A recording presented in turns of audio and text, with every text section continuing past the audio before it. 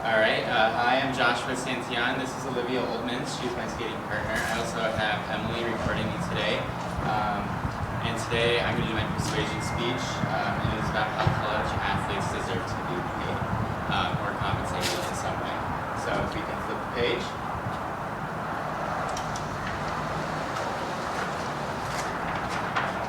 Alright, so let's give a brief overview really quick. College athletes are lured into school with promises of scholarships and free room and board. And I feel, and a lot of experts feel, that athletes could be making plenty of money as professionals, but cannot move up due to restrictions and the rules and such. And so I think that we have to take a stand for things to change. College athletes put forth all of this labor and risk their careers and really their lives, and sometimes with concussions and such, basically for our entertainment and the profit of the NCAA. Next page.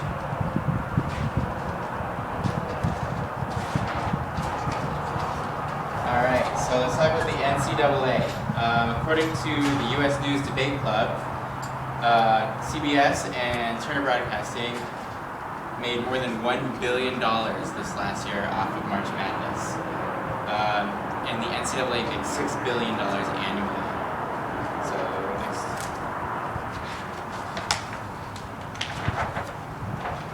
Michael Wilbon of the famous ESPN show Part of the Interruption pointed out that CBS paid $10.8 billion for the next 13 years of March Madness. March Madness, it's only 3 weekends a year. So basically the NCAA is making $276 million from CBS alone per weekend. And the athletes, they don't see any of it. It doesn't really seem fair to the people putting out the work, and all these other people make profit from it. So next page.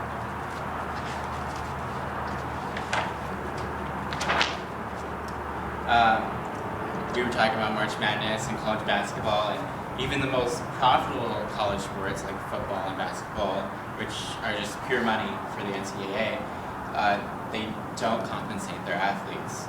And they've publicly said they're not moving on that. They won't pay, and a lot of people are saying, why would they pay? You're getting something for free, why would you pay for it? If I can get a free car, why would I go buy a car? Right? And that's basically what's happening right now, is they're putting out slave labor, pretty much, and everyone's just dealing with it.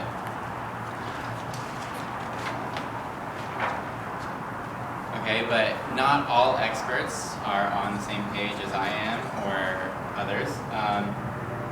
Many of them argue, and they use the same argument that the NCAA makes, and that's that free tuition and the room and the board they get is more than fair pay in their opinion. And these college athletes are lured in with these promises of scholarships. But until recently, they weren't even allowed to give out 4-year scholarships. So it's not really fair compensation, because it could just be a 1-year scholarship, 2-year scholarship. That's not really enough. If you're going to say that's enough, it's not. And they're not actually paying for this stuff out of pocket. Yeah, maybe that tuition is worth $50,000, but it's not costing them $50,000 to have them come to the school. And like these 4-year scholarships that are now allowed, they're not really handed out very often, and most of the big profit schools like Alabama, Texas A&M, they voted against that. They don't want to hand those out, and even though they're making money, they won't do it. So they don't have to do it, even though it's allowed. It's just something that they have the option to do now. In addition, these scholarships can be pulled at almost any time for almost any reason. Coach switches the style of offense and you don't fit it anymore, scholarship's gone. That's not really fair. A lot of these seniors, they lose their scholarships to incoming freshmen. Basically, someone with a lot of talent, maybe the senior is kind of on their way out, the freshmen get the scholarship, seniors get theirs pulled, and they have to basically transfer, because these schools cost a lot of money, and most of these people don't come from good homes where they have lots of money. And so they spend, 3 years at a nice university, and they have to transfer to a local community college to finish out their education. It's not really fair to the athletes. And Michael Wilbon, again of PTI, questions not only whether this is ethical, but if this is even within the parameters of the law. Next. So the question a lot of people ask is, how can you fairly pay the athletes? Obviously, you can't just. I don't think that a free market is a good idea. I don't think that a certain player is going to get a 2-year, $500,000 contract. So I don't think that it should be like that. I think though that at the minimum they should profit from anything sold using their likeness. So if there's a jersey with their number on it, with their name on it, that they should make profit off that. They should make a portion of the profit. Anything with a video game, an advertisement, they should make profit off of that. And they should also be allowed to seek sponsorships. Currently, athletes at the college level are held to an amateur status, and they're not allowed to do advertisements. If someone is willing to pay Johnny Manziel $2,000 for an autograph signing, then he should be able to do that. Like, why not? It's him. If he can make a profit off it, he can help his family, he can help himself. If he were to break his leg and he can't have an NFL career, at least he had that. At least he has something, he could have went back on.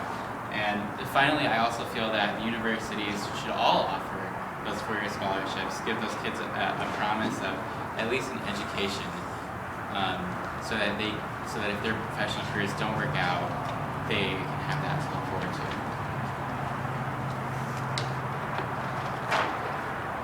So I feel that we must take a stand.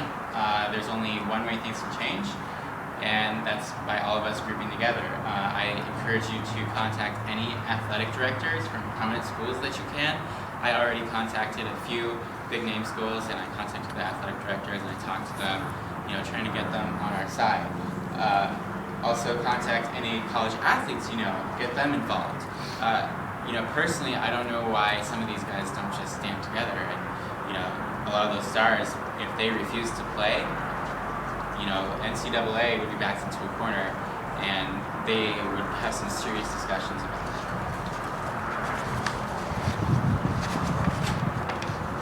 All right, so putting it all together, college athletes risk their future and play for free, while the NCAA profits very highly.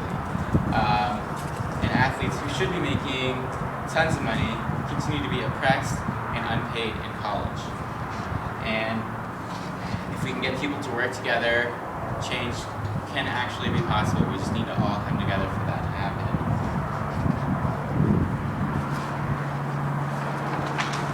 Alright, well, this is my references here. You can see everything that I did. Thank you so much for listening to my speech. Thank you to Olivia for helping me put this all together. I don't have the best handwriting, so she'll help me get this all out. And I'm Joshua Santiago. Thank you.